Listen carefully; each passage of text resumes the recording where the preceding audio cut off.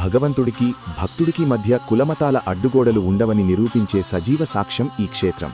అదే తమిళనాడులోని తిరుపుంగూర్ శివలోకనాథర్ ఆలయం. 63 మంది నాయనార్లలో ఒకరైన నందనార్ తన కులం కారణంగా ఆలయంలోకి ప్రవేశించలేక బయట నిలబడే పరమశివుణ్ణి దర్శించుకోవాలని తపించారు. కాని గర్భగుడికి ఎదురుగా ఉన్న భారీ నంది విగ్రహం ఆయనకు శివలింగ దర్శనం కాకుండా అడ్డుగా ఉంది.